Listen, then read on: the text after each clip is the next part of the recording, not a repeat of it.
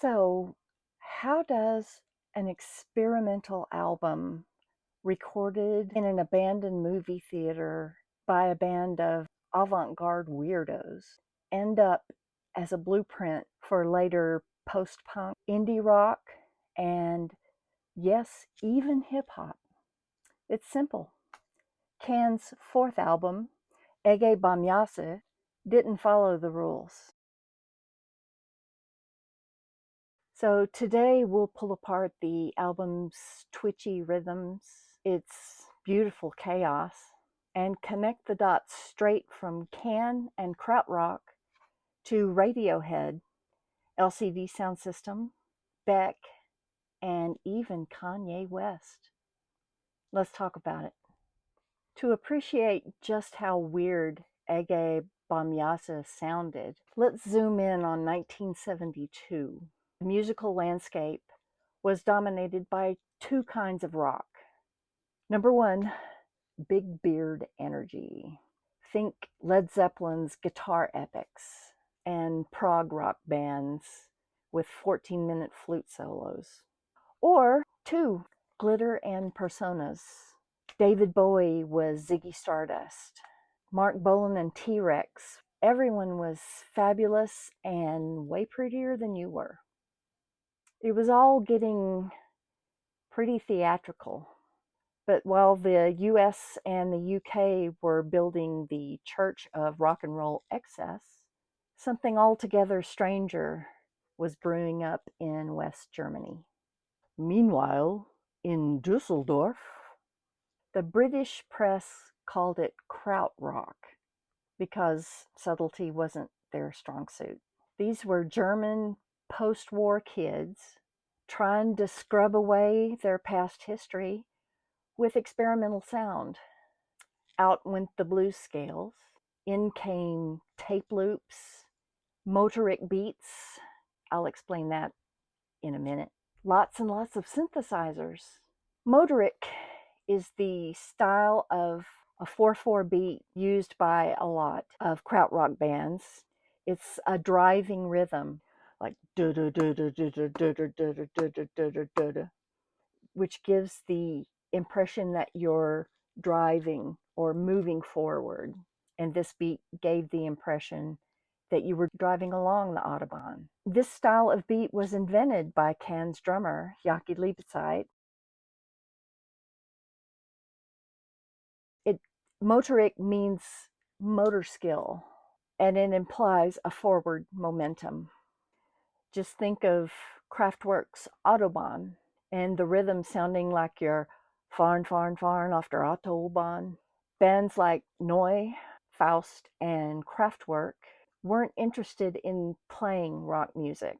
They were interested in disassembling it, then reassembling it into something that felt alien, kind of hypnotic, and slightly possessed. And then there was Can.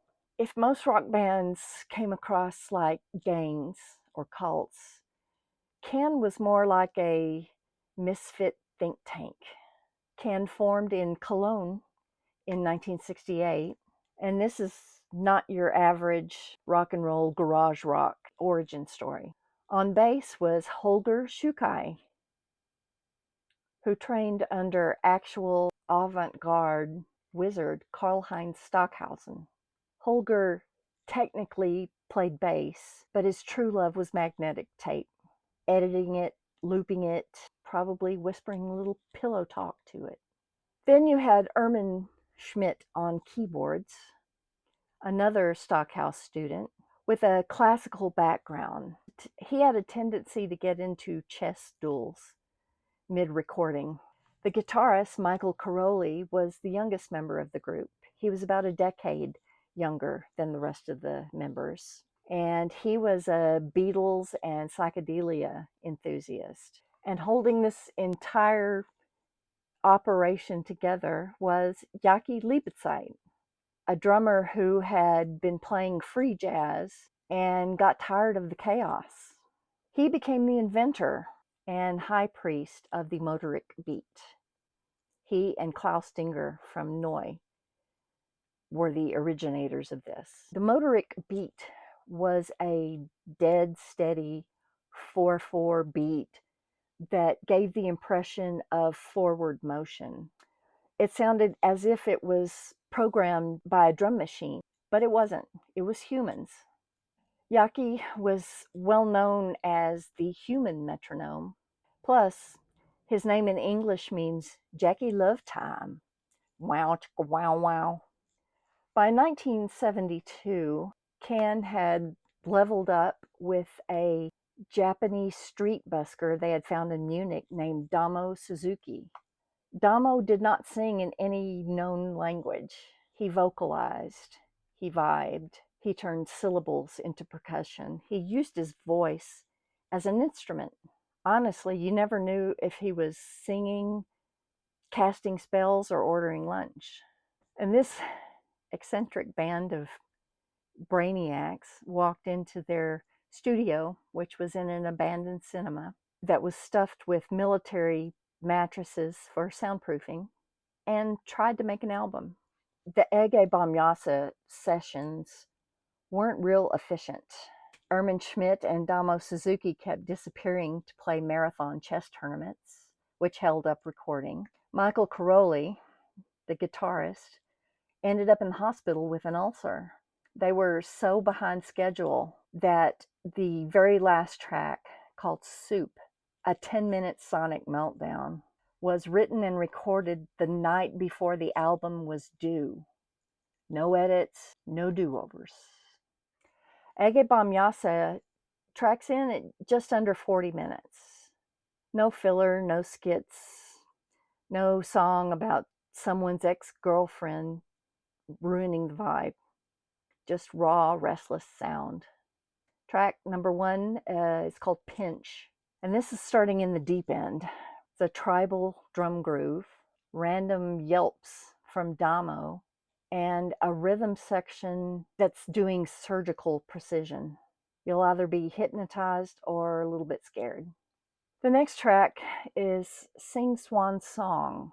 Imagine a lullaby written during a fever dream. The bass line slinks, the drums throb, and Damo Suzuki mumbles over the top. Probably the most well-known song off this album is called Vitamin C. Vitamin C features actual lyrics and a walking bass line that's so good. And a drum track by Jaki Liebezeit that would later get sampled by everyone with a laptop and a drum machine. Soup is 10 minutes of glorious chaos. It starts funky and then breaks down into pure sonic entropy. I'm So Green was funky, upbeat, and suspiciously normal until it's not. It's a reminder that Can could have written radio hits, but didn't want to. Although they changed their mind a few years later and actually had a UK chart hit with a disco track called I Want More. Spoon is a proto-electronic tune that became a hit in Germany thanks to its use as a theme to a crime TV show. It's somewhere between a pop song and a malfunctioning robot. So what effect did Ege Bamyasi have? Just the entire blueprint for modern experimental music. Post-punk, exemplified by Joy Division's Icy Detachment and Wire's minimalist funk. Indie rock, LCD Sound System owes their whole career to Can, in my opinion. Hip-hop, Vitamin C has been sampled by everyone from Kanye West to Tyler, the Creator. Kanye also sampled Sing Swan Song. Radiohead. Tom York has named Can as one of his major influences. That tracks, especially if you've heard Kid A. They're the band your favorite band wishes they already were. They never chased hits, barely toured, and still managed to alter the course of modern music. Ege Bamyasi was not just ahead of its time. It basically left time behind and dared everyone else to catch up. So what do you think? Is Ege Bamyasi the unsung blueprint for your favorite playlist? Heard any modern tracks that sound suspiciously can-ish? Or maybe you're just here because you like Okra. I like Okra. Either way, drop your comments down below. I read them all, even the weird ones. And if you enjoyed this weird corner of music history, please consider liking and subscribing. It'd really help my channel. I've got more deep dives, strange records, and sonic rabbit holes coming your way. Thank you for watching. Please like, share, and subscribe. And I will see you in the next one with some okra.